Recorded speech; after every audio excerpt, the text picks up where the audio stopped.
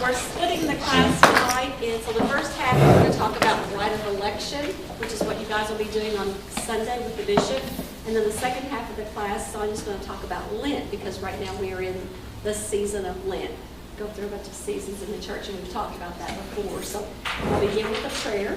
Actually, I'm going to begin with a reading out of the Bible from the book of John, Gospel.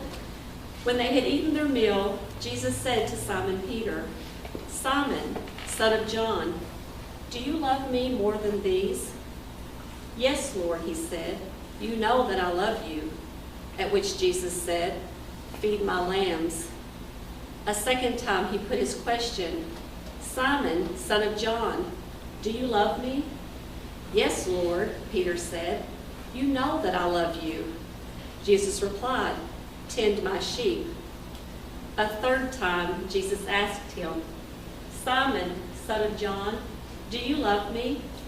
Peter was hurt because he had asked a third time, "Do you love me?" So he said to him, "Lord, you know everything. You know well that I love you." And Jesus said to him, "Feed my sheep."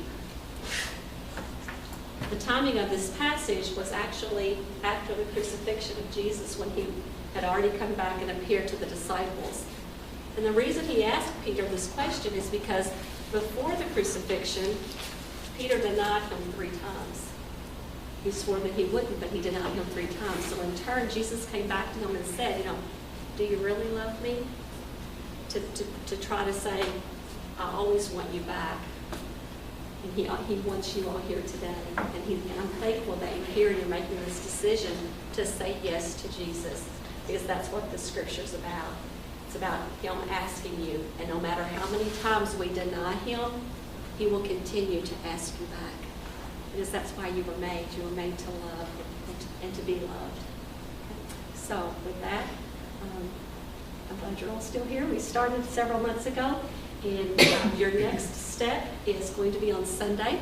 You have papers there, and depending on what stage of life you're in, whether you have been baptized or non-baptized, there's going to be one big ceremony, and it's going to start out with the unbaptized. So I'm going to start out with that group, and basically on Sunday, you'll need to arrive at the cathedral at least 30 minutes early. Okay, so it starts at 2 o'clock, so you'll need to get there by 1:30. Okay, so make plans to be there by 1:30. We'll sit together as a group, and we want the catechumens to sit together with their sponsors, and we want the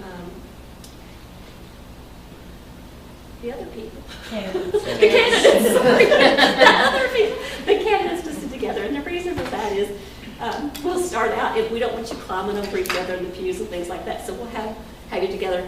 Our pews will be marked, so there'll be a section that says St. Agnes, so you'll know where to go. The ushers there to help you sit there. And then I have one going from St. Anne, so hopefully we'll have a little spot somewhere, and I'm hoping to be near you guys. But if not, then I'll wave as you guys are doing your things. So 30 minutes early. What will happen is the ceremony will begin with Scripture. So someone will read Scripture, and then the bishop will get up and he'll do a homily. Just like in church, we have readings, first reading, second reading, we have a gospel, and Father gets up and does a homily. The bishop will do that same type of thing. Okay? It's not a mass. It's simply a ceremony. There'll be no communion or anything. Okay? Once his homily is over, they will begin. He'll ask, look at my little notes here. I read this earlier today. Now I've forgotten. Let's see. The coordinator, so Sonia, he'll call St. Agnes, and when he calls St. Agnes, you're going to announce, aren't you? Sonia will go up to the podium, and she will begin to announce the candidates. And she has a little thing she'll say, "Bishop Medley, I present these candidates that are ready to be baptized or receive baptism, Eucharist, and confirmation at the Easter Vigil." And as she calls your name, you are to stand. Okay? So you stand there, and when you do that, look at the bishop, give him eye contact, kind of acknowledge, when he says, "Betty Hoover, I'm right here," and hopefully you're smiling and you're happy that you're there, so acknowledge that you're there. And you remain standing. So once she names everyone, all the names have been called, then The godparents are asked to stand, so it's only the godparents then of the people that have not been baptized. Okay, so that group will stand, and then the bishop will ask you guys a series of questions. Okay, so as he asks these questions, and your answer is yes, or what's it say? They have. They have, yes, because he's going to ask about preparation. Are they prepared? Have they been attending? And are they committed to coming? So he has this little series of questions. Your answer is always they have. And it's on your sheet if you want to highlight your answer, whatever. But he'll prompt you also on what to do. Okay, so then once he's done all of that, you've answered your questions, then the catechumens will be asked to stand again. So we've got this up, down. It's just like Mass where you get to stand up and sit down and all that. Okay, so the catechumens will stand, and then he's going to ask you all a series of questions as well. Okay, and then your response is, I do. Okay? So it's kind of like the baptismal thing. So your responses are all going to be, I do. And again, you'll look at the bishop, tell him what's that you do, and then he's going to have you sign the book of elect. So once he's gone through this series of questions with the sponsors, he's gone through this series of questions with you all as the catechumens, then as a group, you'll go to the center aisle of the cathedral. The cathedral is set up in 2 rows, so you all will progress out to the center, and you'll actually sign the book of the elect. Okay, so you sign some, practice your handwriting. So you'll sign the book. Once everyone has done that, you'll just file back to your seats, and then you're just seated. Okay, and you guys are done. Okay, for that part right there. Then we move over to those that have already been baptized. And you guys are basically going to do the same kind of thing, only you don't sign the book of elect because you've already been baptized. So your names are written in the books of whatever church you were baptized in.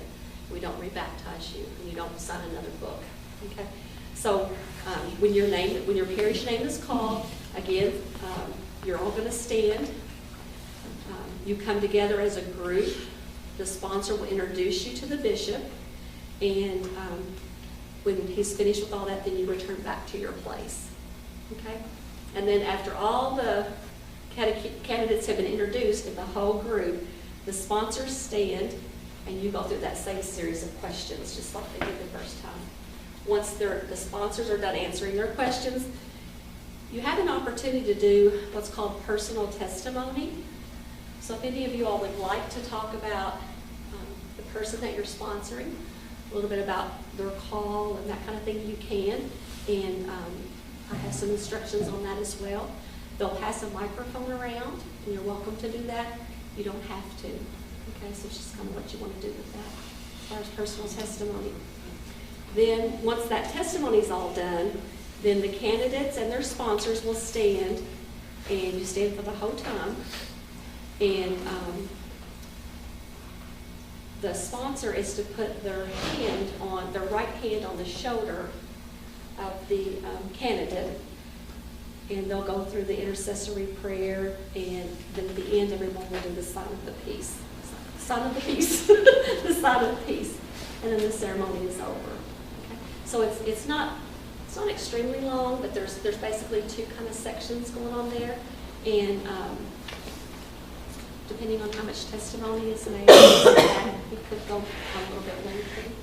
But that's about what's going on. Afterwards, there is a reception there in the building where you're welcome to go down, and they'll have just kind of finger foods, usually cookies and cheese and crackers and things like that, so a little reception. Yeah, we have a tradition of all going to a restaurant after it's over, just kind of making a brief little zip through on the reception. Going to a restaurant somewhere there in town and eating. If you can't, don't want to, or whatever, then let me know because I'll call ahead and make a reservation somewhere. They take a reservation. At least let them know, hey, we got a mob coming. And it's on me. So.